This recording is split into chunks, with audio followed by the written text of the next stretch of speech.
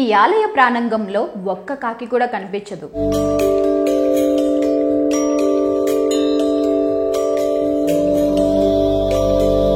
ఎందుకో తెలుసా?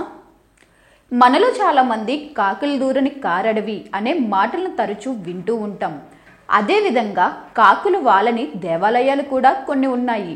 అది కూడా మన తెలుగు రాష్ట్రాల్లోనే 2 దేవాలయాలున్నాయి. వీటితో పాటు ఒడిశా రాష్ట్రంలోని ఓ దేవాలయంలో ఇలాంటి పుణ్యక్షేత్రం ఒకటి ఉంది. ఈ సందర్భంగా పక్షులు వాలని ఆ ఆలయాలు ఎక్కడున్నాయి, ఎందుకని అక్కడ కాకులు వాలవు, అందుకు గల కారణాలేంటి అని ఆసక్తికరమైన విషయాలు ఇప్పుడు తెలుసుకుందాం.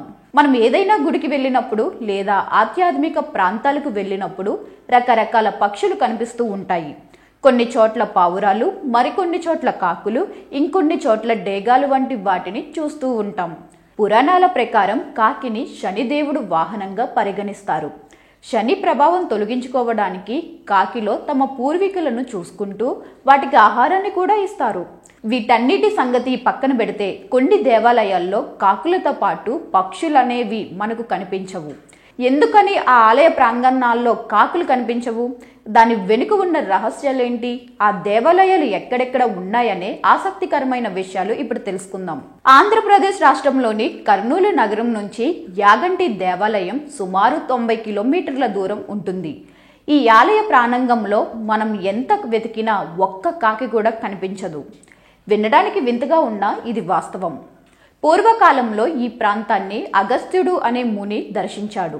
అక్కడ తను ఘోర తపస్సు చేస్తున్న సమయంలో కాకులు ఆయన తపస్సును భంగం కలిగించాయట.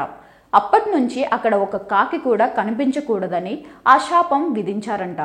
అప్పటి నుంచి అక్కడ ఒక్క కాకి కూడా కనిపించదని స్థానికులు చెబుతూ ఉంటారు. ఇదే ఆలయంలో నంది ప్రతి సంవత్సరం పెరుగుతూ పోతుంది. దీనిపై పరిశోధకులు ఎంతగా ప్రయత్నించినా ఆ మిస్టరీని ఛేదించలేకపోయారు. అలా నంది పెరగడానికి దేవుని మహిమగా అక్కడి భక్తులు భావిస్తారు. అంతేకాదు, శ్రీ వీరబ్రహ్మేంద్రేశ్వర స్వామి కాలజ్ఞానంలో కూడా ఈ నంది గురించి ప్రస్తావన ఉంది. ఈ నంది కలియుగ అంతంలో లేచి రంకులేస్తుందని చెప్పబడింది. అంతేకాదు, ఇక్కడున్న రాతి నంది విగ్రహం కూడా రంకులేయడానికి సిద్ధంగా ఉన్నట్లు కనిపిస్తుంది. ఆంధ్రప్రదేశ్లోని గుంటూరు జిల్లా నరసరావుపేట మండలం ఎల్లమంద గ్రామ పరిధిలో కోటప్పకొండ త్రికూటేశ్వరుని ఆలయం ఉంది. ఇక్కడ ఎల్లమంద కోటయ్యగా భక్తులకు ప్రీతిపాత్రుడైన పరమేశ్వరుడు కోటప్పకొండలో కొలువై భక్తుల కొంగు బంగారంగా విలసిల్లుతుంది.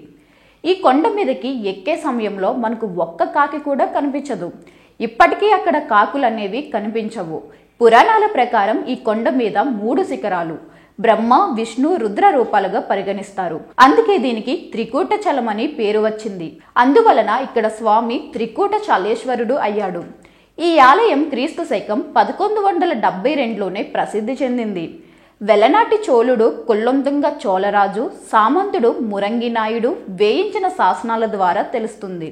ఈ కోటప్ప కొండ ఎత్తు 1587 అడుగుల్లో ఉంటుంది. త్రికూటేశ్వర ఆలయం 600 అడుగుల ఎత్తులో ఉంది. ఈ ఆలయాన్ని చేరుకోవాలంటే 703 మెట్లు ఎక్కాల్సి ఉంటుంది. ఒడిశా రాష్ట్రంలోని పూరి జగన్నాథ ఆలయంలో కూడా ఒక్క పక్షి కూడా ఎగరదు. ఈ ఆలయ ప్రాంగణంలో కూడా మనకు పక్షులనేవి కనిపించవు. అక్కడ పక్షులు ఎందుకు ఎగరవనే విషయం ఇప్పటికీ మిస్టరీగానే మిగిలిపోయింది. ఈ ఆలయంలో ఇదొకటే కాదు, ఇంకా చాలా మిస్టరీలు ఉన్నాయి. ఈ గుడి గోపురం మీద ఉండే సుదర్శన చక్రం మీరు ఎటువైపు నుంచి చూసినా అది మీ వైపే తిరిగినట్టు కనిపిస్తుంది. ఈ గోపురం నీడ కూడా ఎక్కడా కనిపించదు. ఈ గోపురంపై ఉన్న జెండాకు ఒక ప్రత్యేకత ఉంది. ఇక్కడున్న జెండా గాలి వస్తున్న వైపు కాకుండా దానికి వ్యతిరేక దిశలో వీస్తుంది.